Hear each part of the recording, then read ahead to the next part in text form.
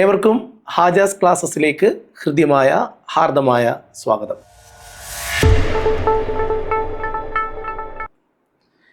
Morning ടീയിലെ ഒരു പുതിയ science ക്ലാസ്സാണ്.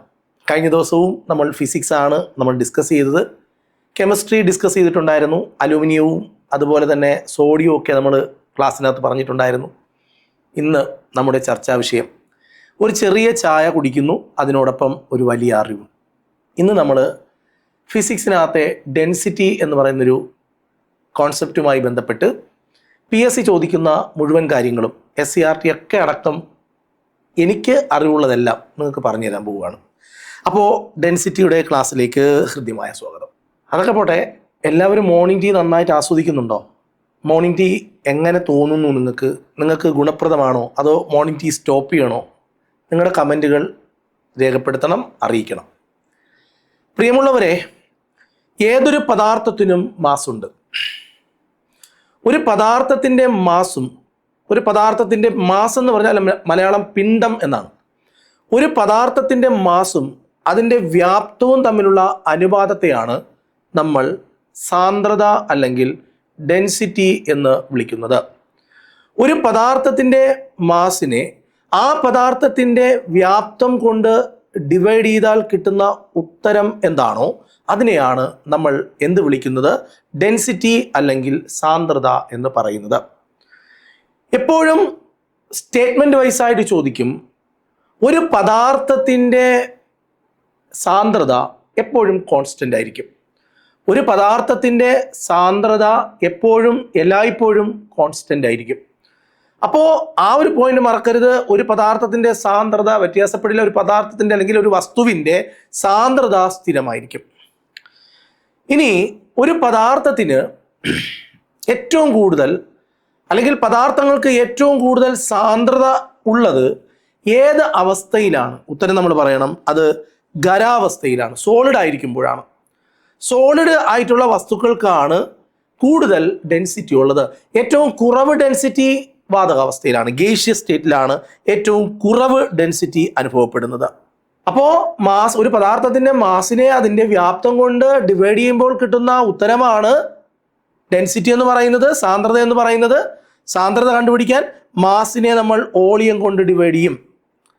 സാന്ദ്രതയുടെ യൂണിറ്റ് എന്താണ്? നമ്മൾ പറഞ്ഞല്ലോ, മാസിനെ നമ്മൾ വോളിയം കൊണ്ട് ഡിവൈഡ് ചെയ്യുമ്പോഴല്ലേ എന്ത് കിട്ടുന്നത്? ഡെൻസിറ്റി കിട്ടുന്നത്.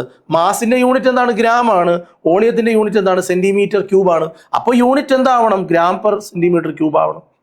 ഗ്രാമിന് പകരം മാസിൽ കിലോഗ്രാം എന്ന് കൊടുത്താലോ ഈ സെൻറ്റിമീറ്റർ ക്യൂബ് എന്താവും? മീറ്റർ ക്യൂബ് ആവും. അപ്പോൾ ഗ്രാം പെർ സെൻറ്റിമീറ്റർ ക്യൂബോ അല്ലെങ്കിൽ കിലോഗ്രാം പെർ മീറ്റർ ക്യൂബോ ആണ് ഡെൻസിറ്റിയുടെ യൂണിറ്റ്. അപ്പോൾ ഡെൻസിറ്റിയുടെ യൂണിറ്റ് ഏതാണെന്ന് ചോദിച്ചാൽ ഉത്തരം പറയണം, ഗ്രാം പെർ സെൻറ്റിമീറ്റർ ക്യൂബ് അല്ലെങ്കിൽ കിലോഗ്രാം പെർ മീറ്റർ ക്യൂബ്. ജലത്തിൻ്റെ സാന്ദ്രത എത്രയാണ്? 1000 kilogram per metre cube. 1000 kilogram per metre cube. ജലത്തിൻ്റെ ഡെൻസിറ്റി, ജലത്തിൻ്റെ സാന്ദ്രത 1000 കിലോഗ്രാം പെർ മീറ്റർ ക്യൂബ്. ജലത്തിന് പരമാവധി സാന്ദ്രത, ജലത്തിന് മാക്സിമം ഡെൻസിറ്റി അനുഭവപ്പെടുന്നത് 4 ഡിഗ്രി സെൽഷ്യസിലാണ്. ജലത്തിന് മാക്സിമം ഡെൻസിറ്റി അനുഭവപ്പെടുന്നത് 4 ഡിഗ്രി സെൽഷ്യസിലാണ്. ജലത്തിന് ഏറ്റവും കുറഞ്ഞ വോളിയം അനുഭവപ്പെടുന്നതും ഇതേ ഡിഗ്രിയിൽ തന്നെയാണ്. ജലത്തിന് ഏറ്റവും കൂടുതൽ ഡെൻസിറ്റി അനുഭവപ്പെടുന്നത് 4 ഡിഗ്രിയിലാണ്.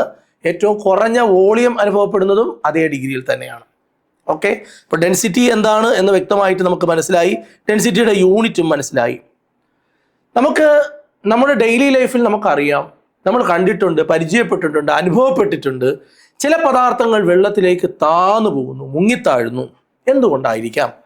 ജലത്തേക്കാൾ സാന്ദ്രത കൂടിയ വസ്തുക്കൾ ജലത്തിലേക്ക് മുങ്ങിപ്പോകും. ജലത്തിൻ്റെ അത്രയും സാന്ദ്രത ഇല്ലാത്തവർ ജലത്തിൽ ഉയർന്നു കിടക്കും, പൊങ്ങിക്കിടക്കുകയും ചെയ്യും. അപ്പോൾ ഐസ് എന്തുകൊണ്ടാണ് ജലത്തിൽ പൊങ്ങിക്കിടക്കുന്നതെന്ന് ചോദിച്ചാൽ ഐസിന് ജലത്തേക്കാൾ സാന്ദ്രത കുറവായത് കൊണ്ടാണ് എന്നാണ് ഉത്തരം. ഓക്കെ, അങ്ങനെയാണെങ്കിൽ എൻ്റെ ചോദ്യം, നമ്മൾ ഒരു 1-2 പീസ് ഐസ് എടുത്ത് വെള്ളത്തിലിടുന്നു. ഈ ഐസ് പരമാവധി ഉരുകി കഴിയുമ്പോൾ പാത്രത്തിലെ വെള്ളത്തിൻ്റെ അളവിന് എന്ത് സംഭവിക്കും?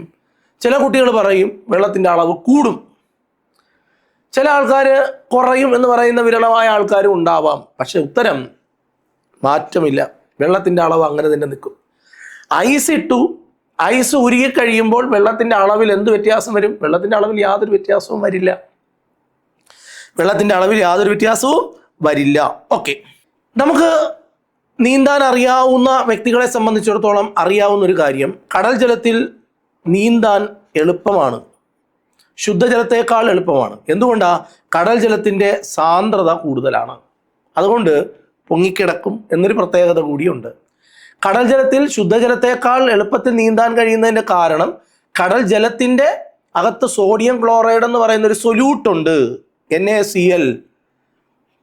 അതേപോലെ മെഗ്നീഷ്യം ക്ലോറൈഡ് എന്ന് പറയുന്ന NaCl എന്ന് പറയുന്ന ഒരു സൊല്യൂട്ടിൻ്റെ അളവ് കൂടുമ്പോൾ പൊതുവെ ഡെൻസിറ്റി അല്പം കൂടും. ലീനം എന്നാ പറയാ മലയാളം. ഒരു ലായകത്തിൽ ലീനത്തിൻ്റെ അളവ് കൂടിയാൽ സ്വാഭാവികമായും മാസ് കൂടും, അതുകൊണ്ട് തന്നെ ഡെൻസിറ്റിയും കൂടും. അപ്പോൾ അതിൻ്റെ ആ കാരണം കൊണ്ട് ജലത്തിൻ്റെ സാന്ദ്രതയേക്കാൾ സാന്ദ്രത കൂടുതൽ കടൽ ജലത്തിനുണ്ടാകും. ജലത്തിൻ്റെ സാന്ദ്രത 1000 kg/m³ ആണെങ്കിൽ കടൽ ജലത്തിൻ്റേത് 1027 kg/m³. നമുക്ക് വേറൊരു കാര്യവും കൂടി നമുക്ക് അനുഭവപ്പെട്ടിട്ടുള്ളത്, നദിയിൽ നിന്ന് ഒരു കപ്പൽ ഓടി നേരെ കടലിലേക്ക് കയറുമ്പോൾ ഈ കപ്പൽ സ്വാഭാവികമായി ഒന്ന് ഉയരുന്നത് കാണാം. അതെന്തുകൊണ്ടാണ്? അവിടെയും ആ ജലത്തിൻ്റെ സാന്ദ്രതയിലെ വ്യത്യാസം കൊണ്ടാണ് സംഭവിക്കുന്നത്. ഈ നദിയിലെ ജലത്തിന് സാന്ദ്രത കുറവും കടലിലെ ജലത്തിന് സാന്ദ്രത കൂടുതലുമാണ്.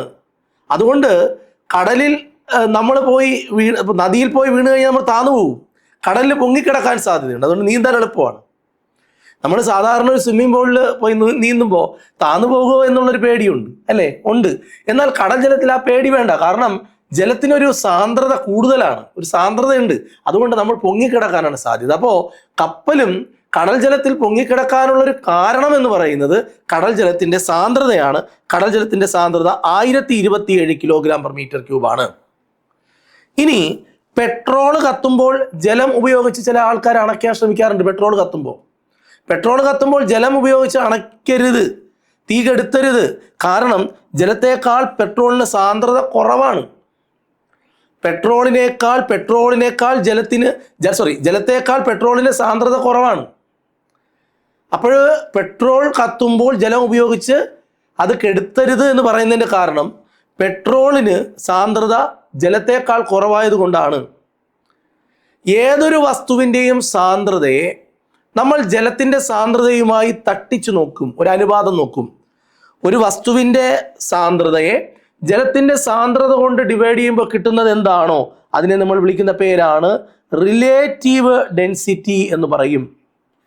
എന്താണ് റിലേറ്റീവ് ഡെൻസിറ്റി എന്ന് ചോദിച്ചാൽ നമുക്കൊരു ഉത്തരമുണ്ട്.